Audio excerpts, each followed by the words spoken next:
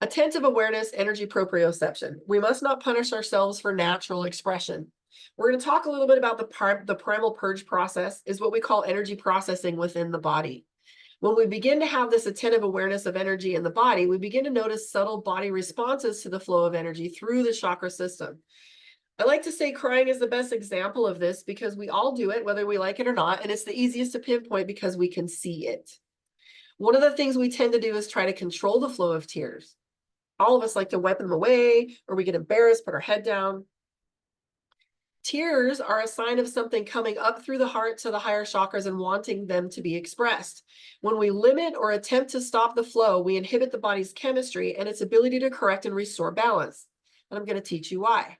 In energy work, we encourage the flow. We tell you cry and let it out. Scientifically, the quality of tears can be measured under a microscope, and the hormones and chemicals within the structure of tears can be examined, and each emotion structures the molecules of tears in different ways. Tears from grief or joy have very different molecular structures from one another.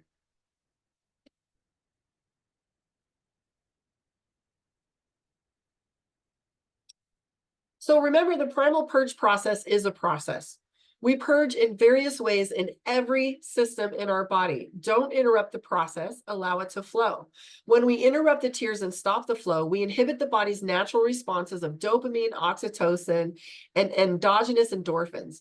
Emotional tears may have increased levels of prolactin, potassium, manganese, leukoencephalin, and adrenocorticotropic hormones. See, I actually pronounced something right this time. The release of these hormones and elements during emotional crying helps regulate stress levels in the body and return it to a more balanced state. We're robbing ourselves of all of that when we don't allow the tears to fully express. In addition, there is evidence that the olfactory responses in our own tears help potentiate this effect. It's a closed loop system right here in our face. So don't cut yourself off halfway through the process as you're retaining the chemicals that are causing the tears in the first place. This is why I say the body has infinite wisdom. Begin to trust in that wisdom. There are multiple primal purge processes that affect the body, and noticing which is affecting you will tell you exactly what chakra you're activating through what kind of sensation is being felt. And noticing this tells you in which chakra you have work to do. And then notice the emotional component that comes up as you sense these mechanisms. The best advice that I can give you is to understand that in moving energy, the energy is moving. So hello, when it's stuck somewhere, you're feeling cramping pain or any other kind of pain, or noticing like your shoulder hurting, your left side is your past, your right side is your future. You get all kinds of information from it. So try not to have it, allow it to stick. Move it through the heart chakra or up and out. And we're going to teach you some mechanisms if they're upper body parts where you can move them through breath. Here's an unpopular opinion. Emotions are a choice. You are only required to stay in an emotion as long as you choose to. An emotion is just an emotion. When we bottleneck our emotions, we intensify them. If we choose not to allow them to flow, we embody them. This is why we are so terrified of our emotions. It's because they take over our body. We become them.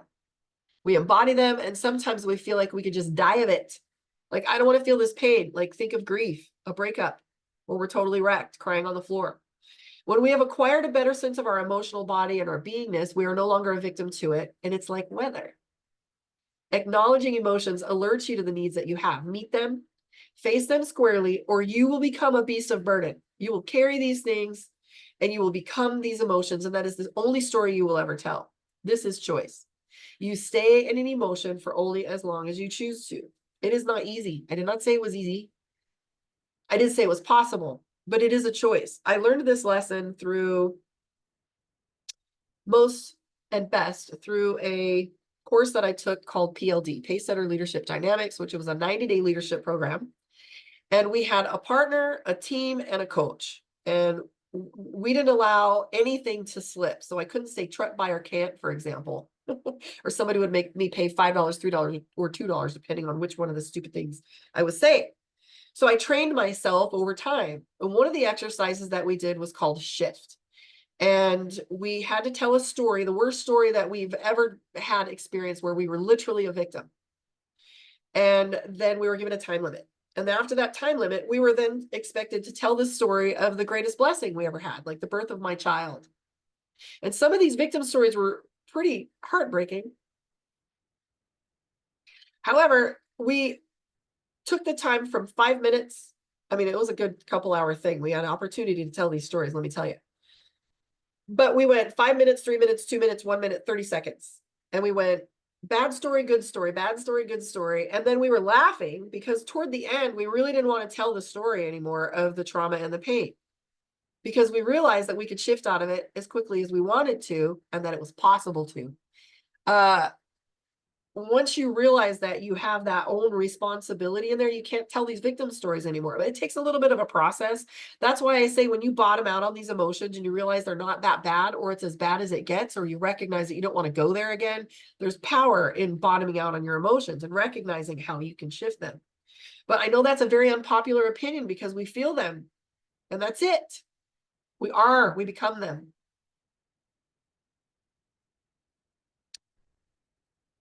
Become the master. This is why I say proprioception is a superpower. Know this too shall pass. All things do, there is flow.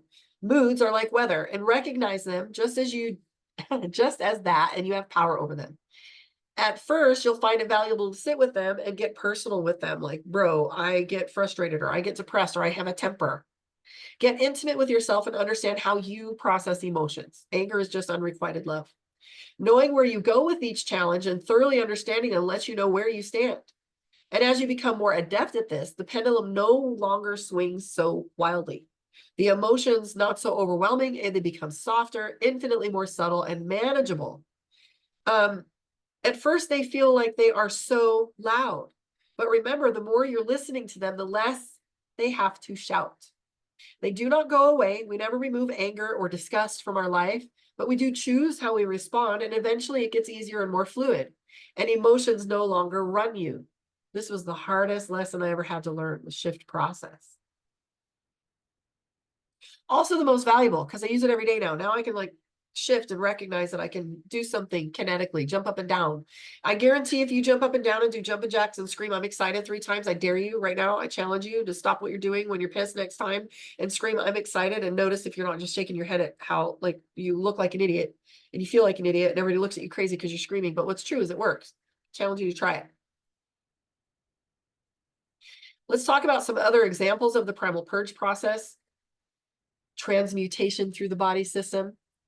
Coughing. Now we experience these in drum ceremony or in plant medicine ceremony, where people